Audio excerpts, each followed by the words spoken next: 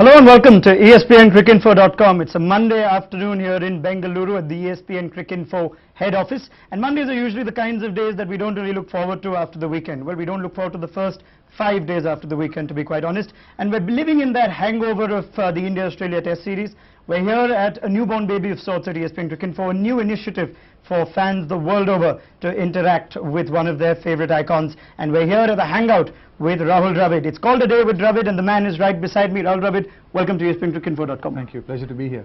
And it's a big hello to our 8 lucky winners and our 9th in the studio over here, who along with Rahul and myself form the playing 11 for the next hour or so. So big hello to Akshay, Amit, Shyam, Sundar and Shreyas, as well as Subhash from the United States, Arundhati from Delhi, Udayan from Mumbai, but joining us from Amritsar. Really goes to show the widespread footfall that ESPNCricInfo.com has. We've gotten viewers from all over the world, and these are our lucky ones who've come in after the thousands of entries that we had over the course of this contest. Big hello to all of you and welcome to the show.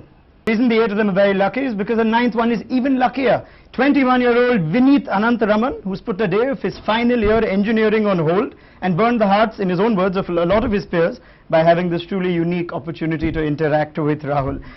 Let's start. Welcome, Vineet. Let's start off on this show right away. Now, win the toss and bat on a big day is what they usually say, and that's what Vineet is going to do. He's going to open the innings of the questions and throw some batting questions to Rahul. Vineet, you want to take the show and ask Rahul about contemporary batting? Yeah, sure. Actually, so you've been probably, a very orthodox batsman whose batting is based on the pure technical principles.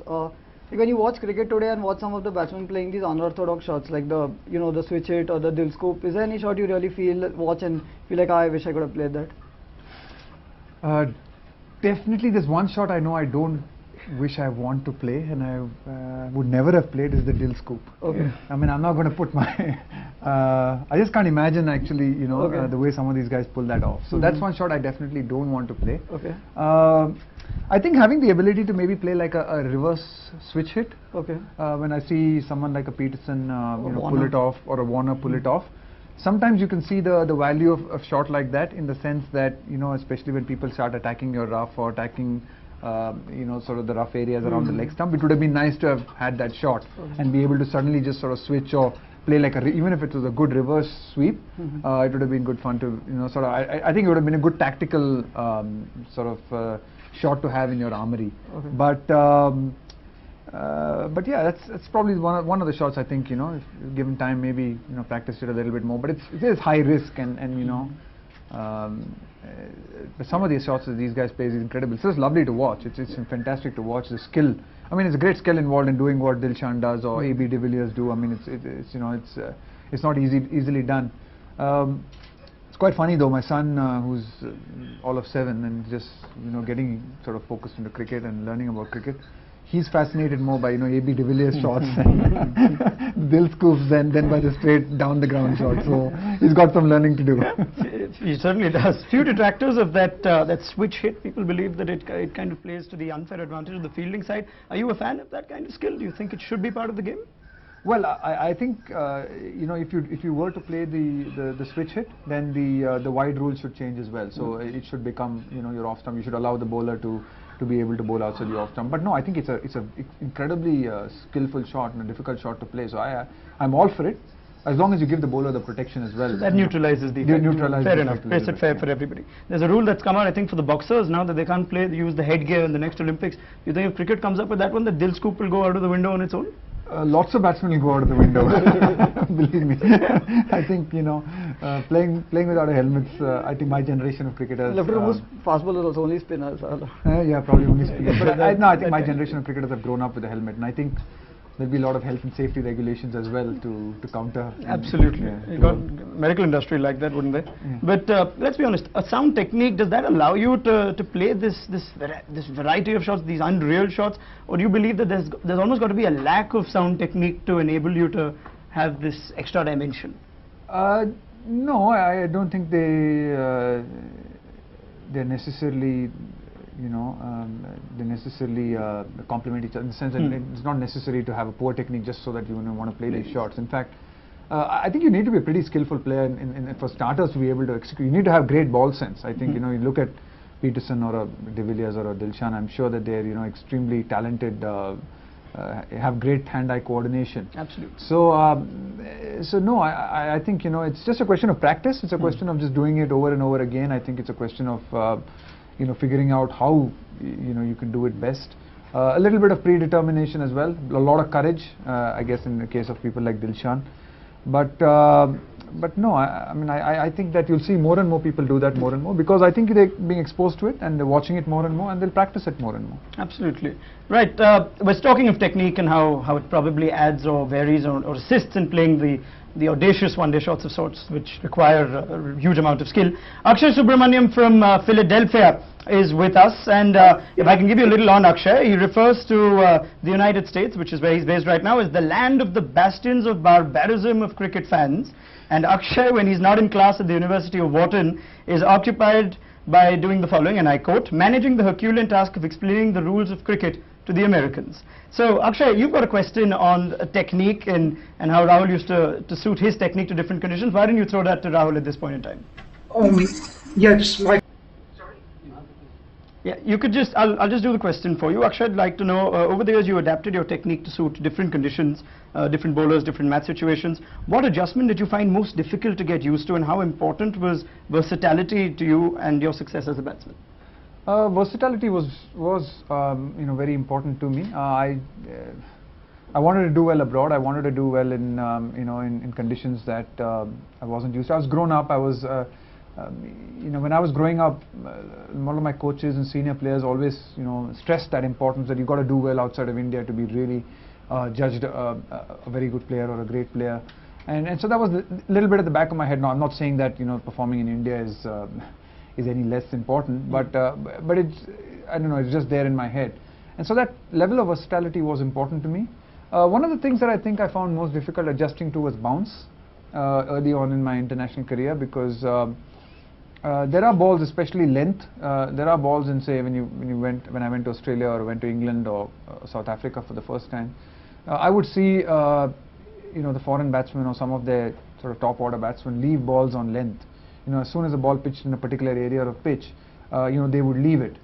You know, our tendency as Indian batsmen growing up, our instinct really was to play at those balls, because if you left those balls in India, they probably, you know, hit the top of off stump or top of middle stump. And they were balls actually, you know, when you're trying to play a defensive ball to a ball that's sort of, you know, at chest height, or it is a high risk shot, especially on conditions where there's a bit of bounce and seam, and you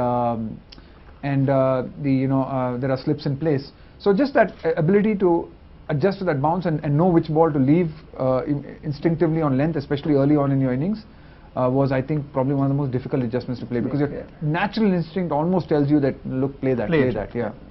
Right, so it is the question of versatility, like Rahul just said, and adapting your technique to suit different conditions and mentally getting into that state of mind to allow for you know, the decisions to change depending on situations and surroundings. Rahul Dravid, of course, is an exemplary exponent of how versatility would assist a batsman in applying himself at foreign tours.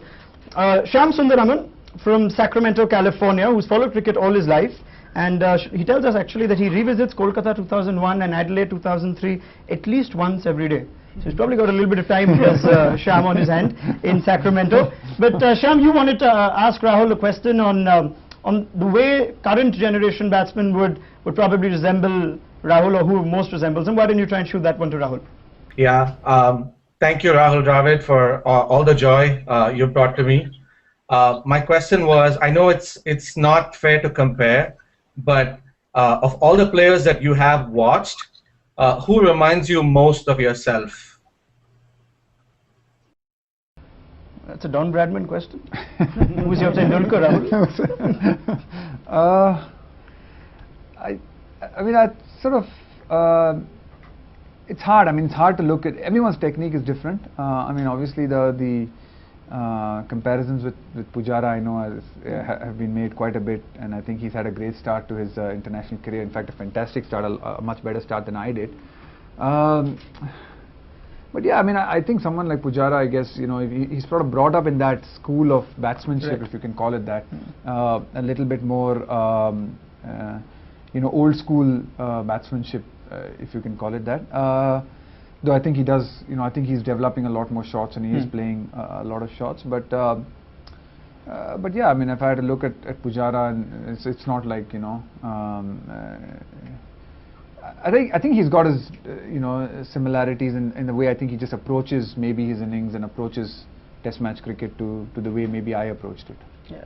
Do you believe that he'll be good enough to probably contribute to India in all forms of the game? I think so. I definitely think so. No, I definitely think so. I think you've got a good base and you've got some good basics in place. One of the good things I like about Pujara is and what I feel is going to hold him in good stead is you can see that he's constantly improving all the time, and he's someone who you just feel will find answers to questions. It's not always going to be smooth sailing all the time. He's going to have his ups and downs, and he's going to face a lot of challenges, whether it's adapting to different forms of the game, adapting to different conditions. But you just get the impression with his attitude and with the way he's going about playing his cricket, that I think he'll find a way, or he'll find answers to a lot of these questions, and one of them will be one-day cricket. And I think that I think someone like him can definitely, given a little bit of time and space, can prosper even in the one-day format of the game. Oh, absolutely, very sound advice, and peculiarly good for Cheteshwar Pujara to be compared by Rahul Dravid himself. Still talking about batting and batsmanship of sorts, as Rahul mentioned. Let's bring Shreyas in. Shreyas is a cricket enthusiast and a student at the School of Information at Berkeley. Shreyas, we're talking about Rahul, we're talking about Rahul's batting. You had an incident and a question that you wanted to talk to Rahul about with regard to the most memorable innings or the more different innings of Rahul that you remember back in 1999. Why don't you narrate that one to Rahul? Absolutely. And before I say that, thank you, Rahul, for all the memories. Thank you so much. Yeah, I mean, I was reminded of your innings at Taunton in the 1999 World Cup with Ganguly. And what I remember about it was how uncharacteristically surprising your approach was right from the word go. I think we lost wicket on the first ball. And if I remember correctly, you took the bowlers apart initially. I think everybody this was a match against Sri Lanka, and you led from the front in an uncharacteristic kind of aggression that we have never seen before. So what would you say about that? How do you recollect that? You're right. I mean, it was one of those days where I guess it's one of those days in your career when everything seems to flow for you. Yeah, I mean, to be fair, it was a really good batting wicket in Taunton and very, very fast outfields. But yeah, it was just one of those days when everything just seemed to flow. I just went in there and I remember playing Chaminda Was initially, and timing a couple of balls at the middle of the bat and thinking, wow, this is a really good wicket, and if you just hang in here for a while, you could have a big day here. Things seemed to flow. I felt in good rhythm. I had been batting actually quite well, in the lead up to those games as well, even in the nets. My confidence was pretty good at that stage of my career. One of those days when things seemed to flow, and even I guess when the spinners came on, and I remember I got off to like a real flyer. Saurav took a little bit of time, but then he caught up quickly with me, and then he really took up the spinners later on. It was a good partnership. It was a really good partnership because it was a good sort of good batsmanship. We needed to win that Test match. Yeah, but that's the thing about batting. I think on some days you can wake up and. Is that the best you felt on that day? One of the days, definitely one of the days in my career when you think, especially in one-day cricket, is probably one of the best. Probably open an academy there someday in Taunton, perhaps. It was a beautiful wicket. It always has been a beautiful wicket to bat on. So yeah, no, it was a good day. Terrific. We've got everyone thanking Rahul for the memories. Of course, it's been a terrific career that the curtains have just fallen down on. Transition from cricket on the field to getting into the studios and the comforts of what it should be the comforts of the studio. How's that been, Rahul? Yeah, it's been a learning experience. I've dipped my toes a little bit into the media and done a little bit of commentary during the England series, but it's been. I think it's like anything, it's a learning experience. Everything you've got to learn and take it as sort of one step at a time. So it's a different profession. Just because you're a cricketer and you play cricket doesn't mean that you can switch into this role seamlessly. It does help you, give you the advantage of having had an experience of playing the game. But I think articulating it and explaining it to millions and millions of viewers is a skill on its own, and needs to be learned. So yeah, early days yet. Let me see. I've enjoyed it. I've enjoyed the little bit that I've done. Takes you away from home, which is a little bit of the which is the only downside of it. But but otherwise it's you know, it's been fun. Okay, terrific. Vineet is still with us in our studio, of course, and Vineet had something interesting to ask you about perhaps what you've discovered since you've joined the studios. Vineet? Anything in particular, like in the commentary box during the England tour, I remember like when Alistair Cook was batting, you said that, and they showed a statistic saying that maximum runs after the age of 28. I remember you said that like you really wished you were in the commentary box when you were playing cricket than coming here after retirement. Anything particular that you actually learnt about yourself that has really surprised you as such? Yeah, well, no, I mean, I think you do. Sometimes when you're playing, you can be a little dismissive of, you know, what's happening outside of the cricket field and the press box and the media. But I think when you sort of come on this side of the fence, you sometimes get an understanding of, you know, that, you know, not everyone's out to get you for the sake of it. You know, everyone's just trying to do a good job. Everyone's actually loves the game as well, and they're trying to do their best. You know, and I think sometimes in a player you can be a bit cynical and say, oh, you know, everyone's just out to get me, or, you know, he hates me. But you know, it's not always the case. And were you the type who continuously followed your career and the numbers, and on a regular basis kept track of the hundreds you made and where you played well? Not really. I actually don't. I was not a very statistically minded person, so I didn't really keep track of statistics too much.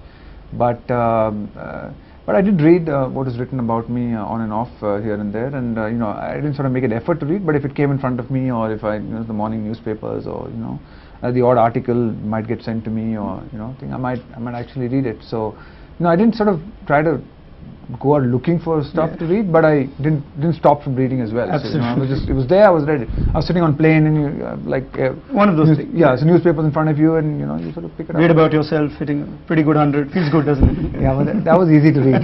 The parts where people think it should be dropped weren't very easy. Oh, right, fair enough. And you know, it's interesting we hit that note right now. You know, we speak of other aspects of cricket, not just what we do on the field, but the mental resolve that it takes, and in particular dealing with adversity, not just in cricket but in any sphere of life. And Rahul was an exponent of that mental determination and grit that really saw him strive through situations which perhaps weren't as comfortable or convenient as he would have liked.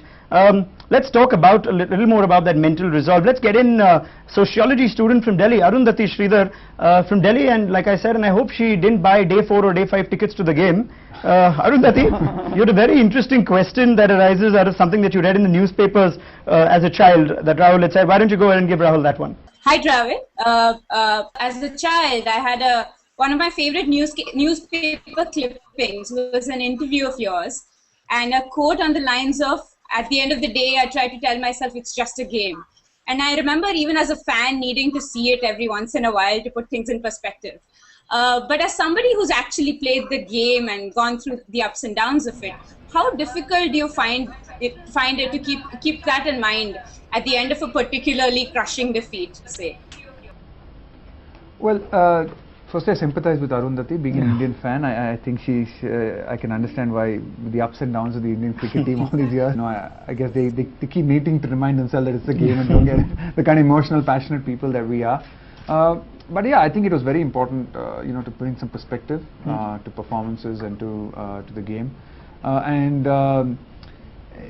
In a high pressure situation that you find yourself in, and you know, having to perform regularly and do well, and the expectations of not only other people but yourself, I think, you know, once in a while reminding yourself why you actually played this game and how you started playing this game, and just the joy and the love of, you know, as a young boy, you know, coming back from school and you know, taking the bat in hand. Yeah, getting rid of the bag and picking up a bat and running out of the house to play cricket. I mean, those were the, you know, great memories and great joys. And I think, you know, sometimes when you're playing in under pressure and under, you know, difficult times, I think, you know, it would help, you know, just to remind yourself, look, the real reason I play this game is, you know, because I love it and, you know, I enjoy it, and try and bring that joy, you know, even in the tough times. You know, I think there's always, I guess from my point of view, there was always something to learn even in the difficult times and when things weren't going well. And you know, sometimes just sitting back and saying, look, you know, it's just a game, forget about it, you know. Nobody cares in China whether we win or lose, so, you know, maybe they do. Well, a lot of Indians out there as well, you never know. But yeah, there's a lovely simplicity about, you know, the answer that you just gave, and how it just goes down to thinking about why you played the game and how much you love it. It kind of sums up the personality of Rahul Dravid, doesn't it? It's simple, it's all pretty much, you know, what you see is what you get, and it makes you feel good after you listen to him, after you watch him play. There's a feel-good factor that comes of Rahul Dravid and of his personality. Uday and Philip, psychology student from Mumbai. I think if I'm right, he's joining us from Amritsar. He joins us and he wanted to ask you something about your personality in particular, Udayan. Take it away. Hi Rahul, Dravid. I've been waiting for this moment for a long time, and I'm a truly loyal fan of yours. And firstly, I would like to thank you because India owes you for an important thing. Is you've taught the Indian team how to chase in ODIs. By inserting the opposition, in whatever conditions. So I think you broke an old habit of India opting to bat first after winning a toss. So. And my question to you is, it's about a personality trait of yours, and everyone knows that you're a down-to-earth guy, and but what does it take to be so humble after being so popular? What would you advise a person? I mean, how do you do it, man? That's a trick question actually. Because the moment you answer it, Yeah. you're not being humble. That's a trick question. He's just setting me up, I think. But look, I think the game's taught me humility. I think the game's a great game. I always tell people the game actually teaches you a lot of humility because you fail more often than you actually succeed in cricket, and that's been going on since the time I'm a kid. You're failing a lot. You're learning how to start from zero all over again. You're learning. You have good matches, bad matches.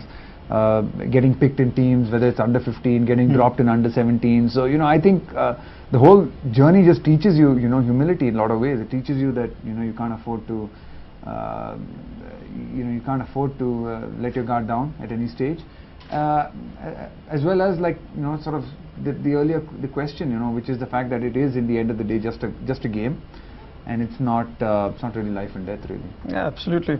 It comes down to, at the end of it, when I think we can all agree that you might set as many traps to Rahul Dravid, you might put as many trick questions, but any answer he gives will never, change the fact that this man is a humble man. So I don't think you have to worry about any trick questions on this one, Rahul. Let's move a little bit and shift to the lighter side of things and the lighter side of the game. Rahul's travelled the world over, he's seen it, done it, and of course the Indian team happens to travel a lot more than most other teams. Sometimes it's a pretty good thing that we don't have them close by, but let's be honest, there's so much that happens outdoors. You've got to have enough time to recharge that battery of yours. If I could bring Arundhati back in, Arundhati wanted to ask you something about the free time that you had on those busy tours, and perhaps what happened in those free moments. Arundhati? I often wondered what, as since you get to travel so much, what you like to do in your downtime, and more particularly, what city or country most fascinates you, and what's been your favorite travel memory so far? So I think recharging your batteries was really important in sport, especially in cricket, for someone like me, because the game itself takes so much out of you emotionally and mentally that you want to be able to recharge. I love reading, so I think reading was actually a great way for me to actually switch off, because when I was reading a book, then I wasn't thinking about any bowler in particular, or whether my bat is coming down straight, or obsessing about my technique as I could at times. So I think the books sort of took me away from that, and was a good sort of a relaxed sort of a way of spending time. In terms of cities, I loved London. I loved outside of India, I really loved being in London. I think there was always so much to do. You could always walk around any of the parks or the shows to see, and getting from place to place was so much easier. One of the few tragedies of being in India that you can't do that. Can't take a walk. And it was and the fact that I generally did well when I went to London. I had some very good performances, whether it was at the Oval or whether it was Lord's. I think it's always nice to go back to a city that you've done well, and the memories are good, the grounds, you feel much better when you get there. It was one of those sort of countries that I really enjoyed touring, and one of those cities where I felt, I guess you felt at home as well, because you grow up as well in India, and you're playing a Monopoly games, or you're playing any games, and you have all those names of streets and places, and it's all the old Monopoly. So it was nice to go back and actually say, yeah, I've actually seen that place, seen the name of that street. Most expensive one perhaps that you went on. Bond Street, and didn't do any Mayfair shopping. and all of that, Unfortunately, never shopped there, but walked around a lot. Walked around London a lot. Fortunately, never shopped there, says Rahul Dravid. Like you heard, he likes to read his books. He's a big fan of the literary art. Arundhati, I'm going to have you back in, because this kind of relates to one of the other questions that you wanted to ask Rahul regarding his literary interests. You can go ahead with that one as well. Yeah. What I often, since you're known to be this voracious reader. I've always wondered what is the one non-cricket book that's left the deepest impact on you? A non-cricket book. Before that, I hope there are only non-cricket books, like you said. Take mind away, yeah. I can't think of one. I can't think of a book that's like, you know, I'd say, I mean, Jonathan Livingston Seagull, you know, Richard Bach's sort of Jonathan Livingston Seagull was a book that was given to me when I was 16, 17 years old by the late Hanuman Singh, you know, who was a coach, former coach. And he gave me the book at an under 17 national camp. And I think, you know, I think that book in a lot of ways, just that striving for excellence or that thing just moved me, you know, quite a bit, you know. So I can't think of like one book, but it was one of those books that early on in my career you looked and said, you know, and just said, wow, you know, this is the kind of life I want to live. Yeah. Wow. Well, you're finding out so much about Rahul Dravid that we didn't know. I hope you're enjoying this on ESPN-CricInfo.com. We're going to move on and try and continue talking to Rahul Dravid. Now, we know everyone thinks so highly of him. He's heard it from the fans and sections of the media. And when he retired, of course, the tributes came pouring in. We had the ex-cricketers, the current cricketers, his counterparts, and so many more all coming in and putting all the tributes into Rahul Dravid. But Vineet wants to put in a question to you right now on something in particular that's probably some of the opposition players or teammates had to say about you and what you recollect. Yeah, any such particular like real good compliment which you got from, you know, your teammates and the opposition, like one from each, a real good compliment that has really made you feel good. Yeah. I think Steve O was a big fan of mine. I mean, sorry, I was a big fan of Steve O. Sorry. Sorry about that. Could be both ways. But you know, no, but I was a big fan of Steve O. So and after 2004, you know, after the series when he said, you know, I think, you know, you played really well, or I think it was a fantastic series, and you know, you were the difference.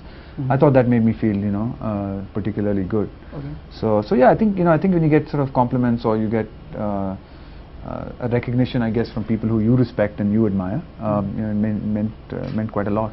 Okay. Yeah. And from a teammate?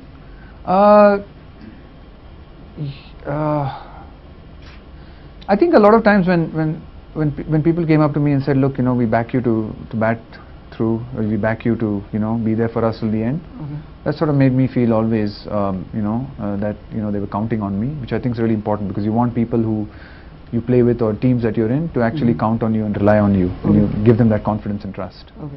Yeah, but looks like not too much praising goes around in the Indian dressing room. I know, yeah. At least not until you're still playing, perhaps. Probably the tributes come pouring in towards the end.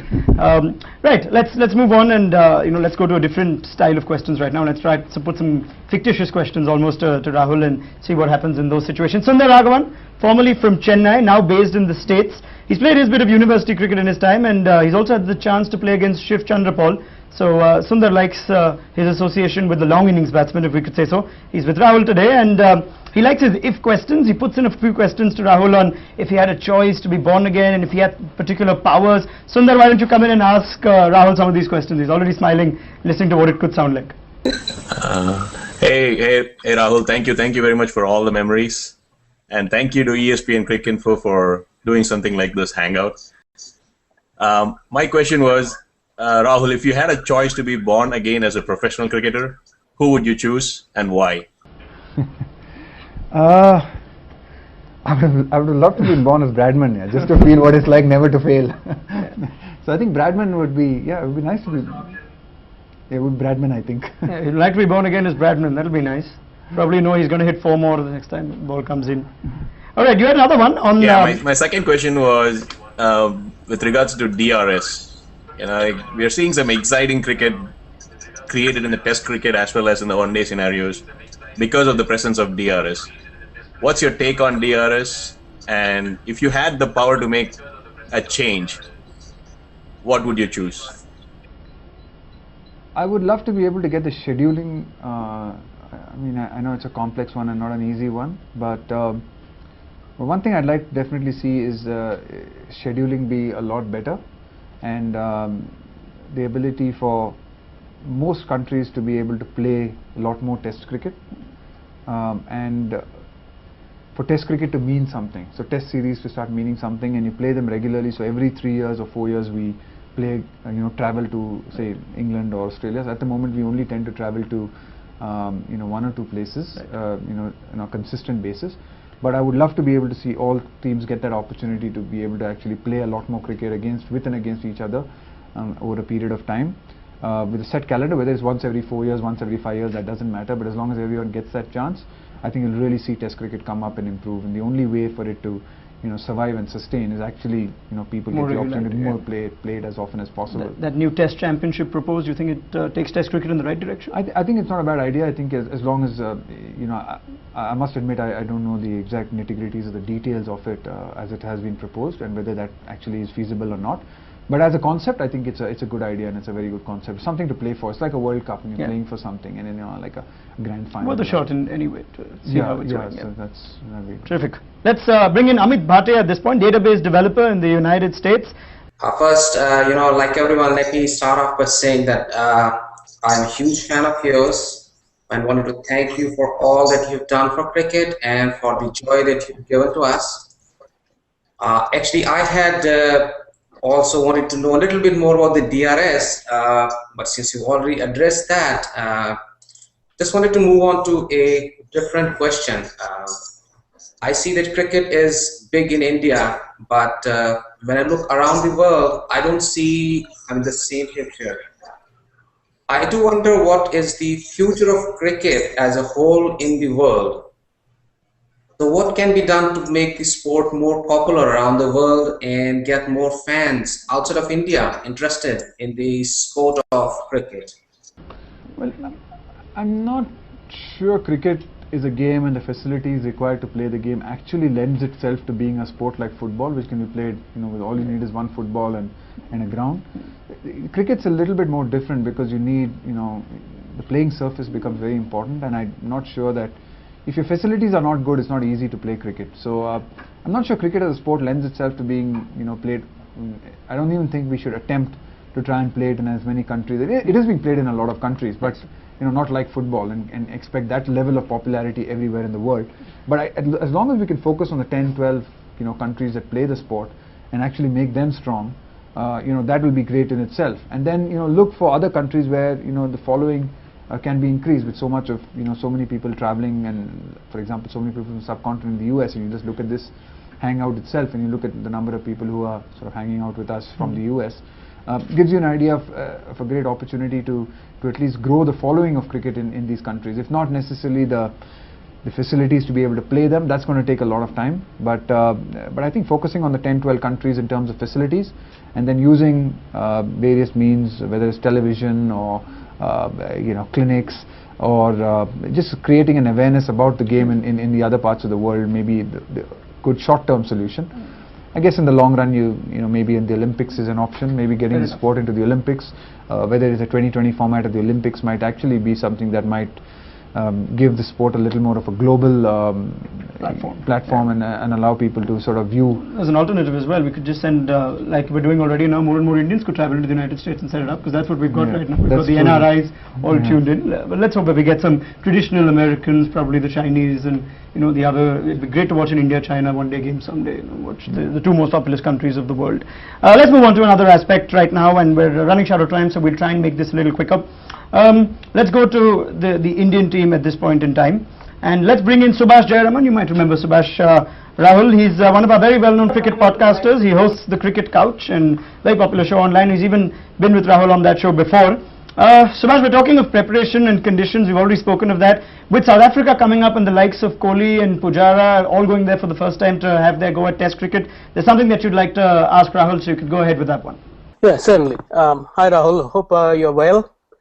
The question is that India is not going to have any first-class cricket till they go abroad to South Africa. So what should Pujara, especially Pujara and Kohli, who are going to be the bulwark of India's middle order, the things they should be working on to prepare themselves for the challenges in South Africa and beyond? Subhash, I think they will play a little bit of first-class cricket, maybe sort of in early, maybe October, November, before they go to South Africa. So that's a good chance to get in some sort of form. But I agree with you. I mean, to sort of replicate those kind of conditions is going to be difficult in domestic cricket. So I think the way for both of them to do it is probably go to maybe places like the NCA or places where they can get good facilities and try and ask groundsmen to prepare good bouncy wickets. Maybe get bowlers to bowl from, if not 22 yards, bowl from 20 yards or 19 yards to just generate that extra level of pace that you'll get from, say, a Steyn or a Morkel. So there are various things that they can do. I think it starts with actually maybe simulating some kind of conditions that you might experience. You'll never get the same thing, but some sort of conditions might help. What I have heard is that there is also an A tour to South Africa before, I think after the IPL. That might be a good opportunity for some of the youngsters to actually go on that trip and get some feel of what it's like in those conditions. I mean, Kohli and Pujara, I think, have already been to South Africa on various tours, whether it's A tour or one-day cricket. I think they've been there before, so I think that'll hold them in good stead a little bit. But I think NCA and places like that actually should be geared up to simulate maybe conditions that you would experience on foreign tours. Well, it's an interesting time, and South Africa, of course, is going to be a huge challenge for the Indian Test team. Subhash, if I could just bring you in again on this one. MS Dhoni, of course, he's been at the receiving end of a lot in the last 12 to 18 months or so, with performances overseas not matching performances at home. South Africa is going to be a major test, like we've already spoken. You've, of course, followed MS Dhoni's career very closely, and of course, I'm sure Rahul has had the opportunity of following Dhoni evolve as a player to a captain right now. Something you'd like to ask about MS Dhoni, Subhash? MS Dhoni became the captain of the team with a lot of the veterans. You were there, Lakshman, Sehwag, of course Sachin is still there. So he didn't have to do much. But now he's going to be basically babysitting all these new players. He has to take them by the hand. So, but we get the feeling of Dhoni being this sort of coolish kind of guy who can, who's hands off. But now he has to do this dramatic 180 transformation in his leadership. How he approaches the team captaincy. So, as someone that has seen Dhoni from such close quarters, do you think Dhoni has it in him? Is he capable of making this transformation? Well, firstly, I would like to say that even when Dhoni took over the captaincy, and you're right, there were a lot of senior players in the side, but it's not like he didn't have to do anything. I think just earning the respect of some of the names that you've just mentioned is in itself a massive achievement, and I think he earned it, by the fact that I think with the fact that he never backs down himself, whether it is in hard work, whether it's in leading from the front, whether it's in going in and under pressure situations. I think that's something that all the senior guys would see that Dhoni would do. So he earned that respect very quickly, and I think that's a great plus for someone like him to have had. Also, I think it's credit to him for it.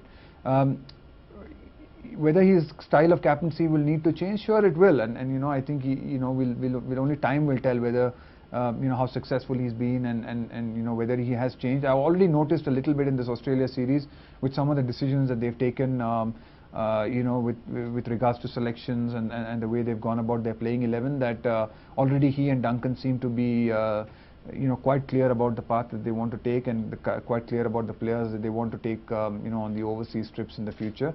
So I'm already seeing a few changes, and I'm already seeing the way that he's approaching it slightly differently. And you're a big fan of the approach that's taken place, the change of sorts, this new attitude that's been well, look, it's early days. It's early days yet. I mean, I don't want to get carried away by 1-4-0 win. I think I think it's great for them to have won it, and it's fantastic. But I think it's a long road ahead. But it's just nice. I think from a confidence point of view, it was great for India to win this match after what happened, win this series. Sorry, after what happened against England. But going ahead, the challenges will be more difficult and more steeper. And I think Dhoni and Duncan will have to identify the kind of players that they want with them on that when they face these challenges. Absolutely. Let's quickly wrap up. We've got a couple of questions in coming up. Subhash, I'm going to bring you in one more time. We've seen, with this transition period of sorts that's taking place in Indian cricket, that they have to develop new skills and put in place people in place of people that have been around for very long. Now, batting, bowling is what we talk about often, but fielding's come to be an important part, especially in Test cricket. It's all athletic and aerobatic in the shorter forms of the game, but there's a craft about slip fielding that's developed, and it requires a lot of mental and physical stamina, so to speak, to be at it the entire time. We've seen in the recent times that the Indian slip cordon, the new cordon that they're trying to formulate with the likes of Rahul and VVS Lakshman having gone and Virender Sehwag not around anymore either, there seems to be a difficulty in forming a slips partnership of sorts. Subhash, you had a question regarding the slips and rebuilding that cordon. You can put that one to Rahul at this point. Exactly. You guys have, Lakshman, and to an extent Sehwag have done it for so many years, and we've seen a merry-go-round, if you will, in terms of who has been standing in the slips. You've seen Ashwin, we've seen Raina, we've seen Kohli, we have seen Pujara wearing shin pads. But if there is a concerted effort in rebuilding the slip cordon, which is going to be very crucial, is considering that we're going to be touring South Africa, New Zealand, England, and Australia the next 2 years. How does the team go about rebuilding the slip cordon? How do you go about it? Well, I think one of the advantages for us was also that we had a pretty settled team or a pretty settled batting lineup. I mean, the fact that me and Lakshman were pretty much first slip and second slip right through was also helped by the fact that we kept getting selected as batsmen. So that didn't change. I think what the problem India's faced a little bit recently is that some of the guys that they had in the slips, have been dropped from the team or haven't necessarily performed particularly well there, so they're sort of figuring out who should be standing there. But I agree with Subhash. I think it's going to be important for India to identify who their people are and practice it. I mean, I've seen Kohli's been the one who's been doing a lot of slips now after sort of Viru missed out from the squad, and I think he's got a lovely pair of hands. He's sort of a brilliant fielder.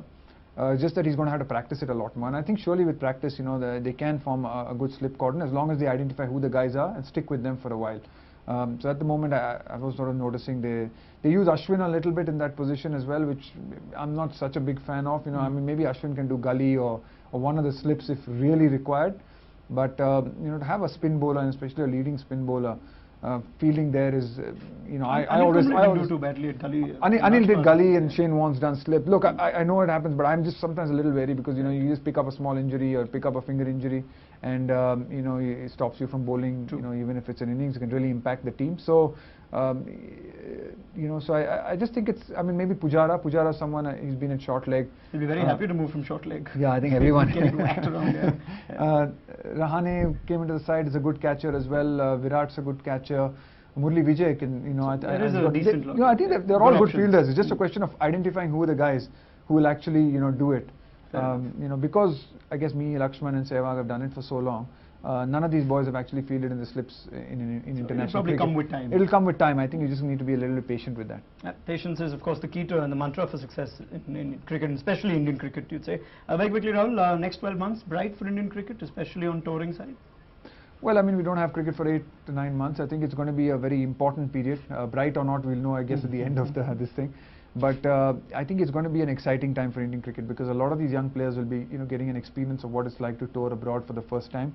So it'll be great. I'm sure it'll be exciting for them and it'll be exciting for fans across the world. Millions of people, Indians, to see if we've got a next generation of young players that can compete and perform. And I would hope as a fan now perform even better than what we've done in the past, and actually maybe win in Australia and win in South Africa, actually win series, not just win test matches. So that would be great if that can happen. We might have to be a little bit patient. We might see a little bit of up and downs as well. Patience is the mantra, as you said. Yeah, I mean, it's not going to be easy for a lot of these guys to go straight in and perform. But as long as we're moving in the right direction and we're identifying people and we're focusing on the right things and focusing on the right kind of players that we want to pick, identifying the right kind of fast bowlers. I mean, I always say this, bowlers win cricket matches.